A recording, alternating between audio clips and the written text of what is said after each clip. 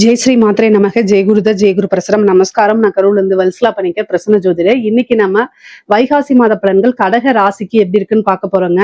இந்த வைகாசி மாதம் எப்போ பிறக்குது அப்படின்னா 15/5/2026 வெள்ளிக்கிழமை அஸ்வினி நட்சத்திரத்துல இந்த மாதம் பிறக்குது. இந்த மாதம் உங்களுடைய ராசிக்கு நல்ல அற்புதமான பலன்கள். ஏன்னா நிறைய மாற்றங்கள் இந்த மாசத்துல இருந்துதான் நிகழப்போகுது.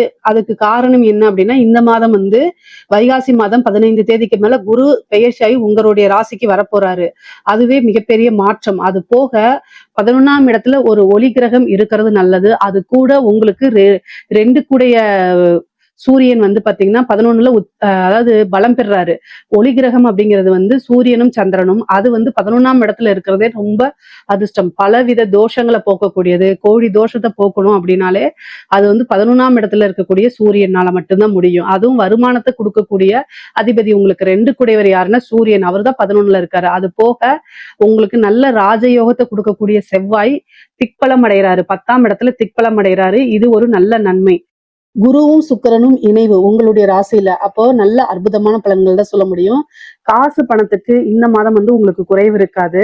வருமானம் எந்த வகையில வருதோ அதே வகையில செலவுகளும் உண்டு. ஆனா அது எல்லாமே சுப செலவுகளாக தான் இருக்கும். ஒரு நல்ல இடத்துல போய் இன்வெஸ்ட் பண்றது, கோல்டு வாங்கி வைக்கிறது, ஏதாவது ஒரு வாகனம் வாங்குறது, இது மாதிரி பயனுள்ள செலவுகள் தான் உங்களுக்கு இந்த மாதம் இருக்கு. ஆனா நல்ல வருமானமும் இருக்கு. மொத்தத்துல இந்த மாதம் நல்ல மன மகிழ்ச்சியை தரக்கூடிய மாதமா தான் உங்களுக்கு இருக்குங்க. 10ஆம் இடத்துல செவ்வாய் ஆட்சி பெற்றிருக்கனால தொழில நல்ல அற்புதமான வளர்ச்சிகள், வளர்ச்சி வளர்ச்சி வளர்ச்சி மென்மேலும் வளர்ச்சி அப்படிங்கக்கூடிய மாசமா தான் இருக்கு. ஏன்னா செவ்வாய் திக்பலம் ஆகிறாரு.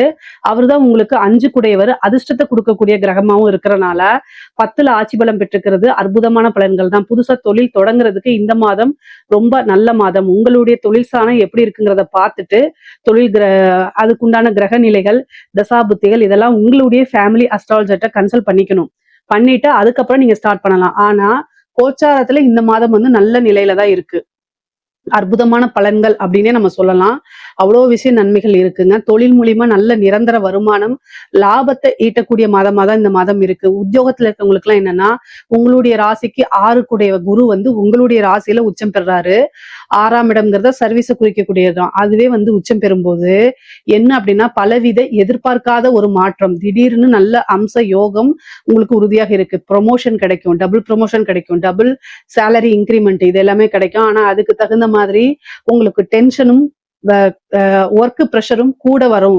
ஏன்னா 6 கூடையவரா இருக்காரு. அப்போ காசு பணத்தை கொடுக்கும்போது கூடுதலா பணிச்சுமையும் அவரே கொடுத்துருவாரு. அதனால அதுக்கு நீங்க தயாரா இருந்துக்கணும். பொதுவா கடகராசிக்காரங்க உழைப்புக்கு எப்பவுமே அஞ்ச மாட்டீங்க. நீங்க கூடுதலான உழைப்பு இந்த மாதம் உங்களுக்கு கட்டாயம் வந்துரும்.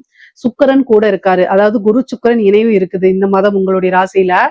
11 கூடிய சுக்கிரன் கூட இணையறதுனால நல்ல லாபம் கிடைக்கும். உத்தியோகத்துல இருக்கவங்களுக்கு நல்ல வருமானம், ப்ரமோஷன் இதெல்லாம் ஆல்ரெடி உங்களுக்கு வரும். 2ஆம் இடத்துல இருக்கக்கூடிய கேது சம்டைம் உங்களுக்கு வருமான தடைகளை கொடுக்கலாம், அல்லது குடும்பத்துல ஒரு இணக்கமான சூழ்நிலைகளை உருவாக்காம இருக்கலாம். குடும்பத்துல சண்டை சச்சரவுகள், மன சங்கடங்களை ஏற்படுத்தி கொடுப்பாரு. ராகு கேதுக்கள் அப்படின்னாலே கடகராசியை பொறுத்த வரைக்கும் அது கொஞ்சம் பிரச்சனைக்குரிய இதுதான். பொதுவா ராகு கேதுக்கு பரிகாரங்கள் பண்ணிக்கிறது நல்லது. கேதுக்கு விநாயகர் வழிபாடும், அஷ்டமத்துல இருக்கக்கூடிய ராகுக்கு துர்க்கை வழிபாடும் பண்றது ரொம்ப ரொம்ப உத்தமம், சிறப்பு. இல்ல அப்படின்னா தேவையில்லாத பிரச்சனைகள், கடகராசியில இருக்கவங்களுக்கு ராகு திசை நடக்குது, இல்ல கேது உடைய திசாவோ அல்லது புத்தியோ நடக்குது அப்படின்னா கட்டாயம் கணபதி வழிபாடோ அல்லது துர்க்கை வழிபாடோ பண்ணிக்கங்க. ராகுக்கு துர்க்கை காளி, கணபதிக்கு கேதுக்கு கணபதி ஒன்லி விநாயகர் தான். இதுக்கு அடுத்தது சித்திரகுப்தர் வழிபாடு பண்ணலாம். இதெல்லாம் பாத்தீங்கன்னா விநாயகர் வழிபாடுங்கிறது ரொம்ப ரொம்ப சிம்பிள் தான். இதை பண்ணாலே உங்களுக்கு குடும்பத்துல எந்த வித பிரச்சனையுமே இருக்காதுங்க. குடும்பத்துல இணக்கமான சூழ்நிலைகளை உருவாக்கிடும். நமக்கு ஒரு பிரச்சனை அப்படின்னா அது நம்ம தெய்வத்திட்ட தான் போய் முறையிடணும். முக்கியமா கடகராசிக்காரங்க பொதுவா என்னன்னா ஃபேமிலிக்காக நிறைய கஷ்டப்படக்கூடிய நபர் தான். ஆனா சம்டைம் அது ஃபேமிலி மெம்பர்ஸ் புரிஞ்சுக்க முடியாம போகும். அதனால நீங்க பேசக்கூடிய விஷயங்கள்ல ரொம்ப தெளிவும் பொறுமையும் இருக்கணும். நிதானத்தை கடைபிடிக்கணும், யோசிச்சு பேசணும். கடகராசிக்காரங்க அது மாதிரி பேசல அப்படின்னா கட்டாயம் பிரச்சனைகளை கையாளுற மாதிரி வந்துடும். ஏன் அப்படின்னா கேதுவுடைய வேலையே என்னன்னா, பொருளாதாரமும் சரி உறவு நிலையும் சரி பிரிச்சு எடுத்து உங்களைய சன்னியாசி ஆக்குறது தான் முதல் வேலையா செய்வாரு. கேது ஒரு யாரை வாழ வைப்பாரு அப்படின்னா சன்னியாசிகளை தான் வாழ வைப்பாரு. புகழ் பெற வைப்பாரு. ஆனா அந்த இல்லறத்துல இருக்கக்கூடியவங்க எல்லாம் வந்து கசக்கி புழிஞ்சு எடுத்துருவாரு. இந்த குடும்பஸ்தானத்துல இருக்கனால உங்களுக்கு மன உளைச்சல்களை கொடுப்பாரு. ஏன் அப்படின்னா 2ஆம் இடம்ங்கிறது குடும்பஸ்தானம். அங்க கேது வரதுனால சண்டை சச்சரவுகளை உண்டு பண்ணிக்கிட்டே இருப்பாரு. பொதுவா இவ்வளவு நாளா அஷ்டமத்து சனியில இருந்து இப்பதான் நீங்க விடுபட்டு வந்திருக்கீங்க. ஆனாலும் இந்த ராகு கேதுவோடைய பிரச்சனைகளும் உங்களுக்கு கொஞ்சம் இருக்கு. அதனால நீங்க பேசக்கூடிய விஷயங்கள் என்னன்னா யோசிச்சு பேசணும். நம்ம பேசுறது மத்தவங்களுக்கு நீங்க பேசுறது ஆல்வேஸா உண்மையாவும் இருக்கலாம், எதார்த்தமாவும் இருக்கலாம். பொதுவா கடகராசியில எதார்த்தமா இருப்பாங்க. உண்மையா பேசுவாங்க அதிகமா. ஆனாலும் உங்களுடைய உண்மையும் யதார்த்தமும் மத்தவங்கள எந்த விதத்திலயும் பாதிக்கக் கூடாது. அவங்களுக்கு ஹர்ட் ஆச்சு அப்படின்னா, உங்களைய வெயிட் பண்ணி பழி வாங்குவாங்க. இதுக்கெல்லாம் நீங்க ஏன் ஆளாகுறீங்க? அதனால மேக்ஸிமம் அமைதியா இருக்கிறது பெட்டரு. அதே நேரத்துல ஒரு சாரி கேட்டுட்டு ஒரு பிரச்சனைய முடிக்கிறது நல்லது. இந்த இடத்துல வந்து எந்தவித ஈகோவும் பார்க்காதீங்க. முக்கியமா 11ல சூரியன் இருக்கு. மூத்த வழி சகோதரன் ஆதரவு, சகோதரி ஆதரவுகள் உங்களுக்கு உண்டு. நீங்க என்ன விஷயங்கள நினைக்கிறீங்களோ அது எல்லாமே சக்சஸ் ஆகும். 11ஆம் இடம்ங்கிறது ஆசை அபிலாசைகளை குறிக்கக்கூடிய இடம். அதனால நல்ல அமைப்புகள் இருக்கு. ஒரு சிலருக்கு 2வது திருமணம் நடக்கிறதுக்கு வாய்ப்பு இருக்கு. குருபலம் பரிபூரணமா இருக்கனால திருமணத்துல இருந்த சிக்கல்கள், தடைகள், பிரச்சனைகள்லாம் நீங்கி திருமண பிராப்தம் இருக்கும். 5ஆம் இடத்தையும் பார்க்கறனால இந்த மாதம் வந்து 5ஆம் இடத்துக்கு கூடுதல் பலம் இருக்கனால வந்து உங்களுக்கு என்ன அமைப்பு இருக்குன்னா சூப்பரான அமைப்பு இருக்கு. அப்படின்னா புத்திர பாக்கியம், சந்தான லாபம் இதெல்லாமே இருக்கு.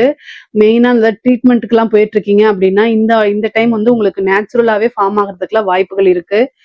இஷ்ட தெய்வ வழிபாடு, குலதெய்வ வழிபாடு இதெல்லாம் பண்றது ரொம்ப ரொம்ப சிறப்புங்க.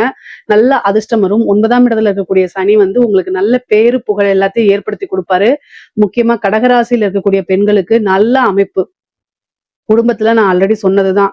கணவன் வழி வந்து ஏதாவது பேசும்போது வார்த்தைகளை விட்டுறாம கவனமா நீங்க பேசக்கூடிய வார்த்தைகளை கவனமா கையாளுறது ரொம்ப ரொம்ப முக்கியம். கணவன் வழி ஆதாயம் இருக்கு. அதே மாதிரி தந்தை வழி சொத்துக்கள் வர்றதுக்கு உண்டானது, ஆடை ஆபரண சேர்க்கை, ஒரு நல்ல அதிர்ஷ்டம், நல்ல ஒரு மனம் மகிழ்ச்சியான மாதமா தான் இந்த மாதம் உங்களுக்கு இருக்க போகுது. பெண்களுக்கு நல்ல அற்புதமான நிகழ்வுகள்லாம் உங்களுக்கு நடக்க போகுது. கலைத்துறை சார்ந்தவங்களுக்கு எல்லாம் ஒரு சூப்பரான மாசங்க. ஏன்னா 9ஆம் இடத்துல சனி வந்து பலம் பெற்றிருக்காரு. 9ஆம் இடத்துல இருந்துட்டு குருவோடைய பார்வையும் வேற இருக்கனால புகழ் பேரு எல்லாமே உங்களுக்கு கிடைக்கும். நெகட்டிவா இருந்தாலும் சரி, பாசிட்டிவா இருந்தாலும் சரி, நல்ல உச்சத்துக்கு போகக்கூடிய அமைப்புகள்லாம் உங்களுக்கு இருக்குது. பேரு புகழ் ஈஸியா கிடைக்கும். புது புது வாய்ப்புகள் வரும். காசு பணத்தை சம்பாதிக்க முடியுங்க. பொதுவாவே நல்ல ஐஸ்வர்ய பிராப்தம் இருக்கு. கடகராசிக்கு எந்த துறை சார்ந்த விஷயமா இருந்தாலும் ஐஸ்வர்ய பிராப்தமும் தெய்வத்துடைய அனுகூலமும் முழுமையாக நிறைந்திருக்கக்கூடிய மாசமா தான் இது இருக்குது. அரசாங்க துறையில இருக்கிறவங்களுக்கு நீங்க நல்ல அமைப்புகள் இருக்கு. உங்களுக்கு வந்து என்னன்னா 4 சுக்கிரன் வந்து உங்களுடைய ராசியில பலம் பெற்றிருக்கனால பதவிகள்லாம் தேடி வரும். உயர் அதிகாரிகளுடைய அமைப்புகள்லாம் உங்களுக்கு கிடைக்கும். பாராட்டுகள் கிடைக்கும். ஒரு ப்ரமோஷன் கிடைக்கும். சொசைட்டில பெரிய மனிதர்களுடைய தொடர்புகள் ஏற்படுத்தி அது மூலியமா காசு பணம் சம்பாதிக்கிறது, நீங்க வளர்ச்சி அடைகிறது, இது எல்லாமே உங்களுக்கு அற்புதமாக நிகழுங்க. அரசியல்வாதிகளுக்கு, கடகராசியில இருக்கக்கூடிய அரசியல்வாதிகளுக்கு நல்ல அமைப்புகள் இருக்கு. நிறைய வெற்றி வாய்ப்புகள் உங்களுக்கு இருக்கு. நீங்க நினைச்சதுதான் அப்படியே நடக்க போகுது. கடகராசிக்கும் தமிழ்நாடு அரசியலுக்கும் ஒரு மிக நெருங்கின தொடர்புகள் கூட இருக்குது. ஏன்னா கடகராசியில ஒரு கிரகம் இருந்தாலே அவங்க அவங்க வந்து தமிழ்நாட்டு அரசியல்ல ஒரு பெரிய பங்கு வகிப்பாங்க அப்படிங்கலாம் காலங்கள் பேசியிருக்கு. அதனால இந்த வருடம் வந்து இந்த மாதம் வந்து பாத்தீங்கன்னா கடகராசிக்கு ஒரு மிகப்பெரிய மாற்றங்கள் இருக்கு. ஏன்னா குருபலம் வருது. சூரியன் ராஜ கிரகம் வந்து ஏன்னா ராஜ கிரகங்கள் என்னென்னா சூரியன், செவ்வாய், குரு இந்த 3 கிரகமுமே அற்புதமான மத்த ராசிகளுக்கெல்லாம் இல்லாம கடகராசிக்கு அற்புதமான பலன்களா இருக்குது. அப்ப என்ன அப்படின்னா சூரியன் வந்து பாத்தீங்கன்னா உங்களுக்கு 11ஆம் இருக்கு. நான் எடுத்தோடனே என்ன சொன்னேன்னா கோடி தோஷ நிவர்த்தின்னு சொன்னேன். எந்த பிரச்சனைகளா இருந்தாலும் சரிங்க அந்த பிரச்சனை வந்து நிவர்த்தி ஆயிரும் அப்படின்னு. அப்போ கடகராசியில இருக்கவங்களுக்கு அரசியல் விஷயங்கள்ல வெற்றி வாய்ப்புகள் இருக்கு. நல்ல அமைப்புகள் இருக்கு. பொதுவாவே கடகராசிக்கு வந்து வேலை வாய்ப்புகள்லாம் இந்த மாதம் கிடைக்கும். புது புது வாய்ப்புகள் இருக்கு. வெற்றிகள் அதிகமாக இருக்கும். தொட்ட விஷயங்கள் எல்லாமே சக்சஸ் ஆகக்கூடிய அமைப்புகள் இருக்கு. பொதுவான பலன்கள் என்ன அப்படின்னா காசு பணம் பொருளாதாரம் இது 2மே நல்ல உயர்வான நிலையில தான் இருக்கு. இதுல ஏதாவது சந்தேகங்கள் இருக்கு அப்படின்னா கமெண்ட்ஸ்ல கேளுங்க. கட்டாயம் நான் ஆன்சர் பண்றேன். நம்மளுடைய சேனலை லைக் பண்ணுங்க, ஷேர் பண்ணுங்க, சப்ஸ்கிரைப் பண்ணுங்க. நன்றி, வணக்கம்.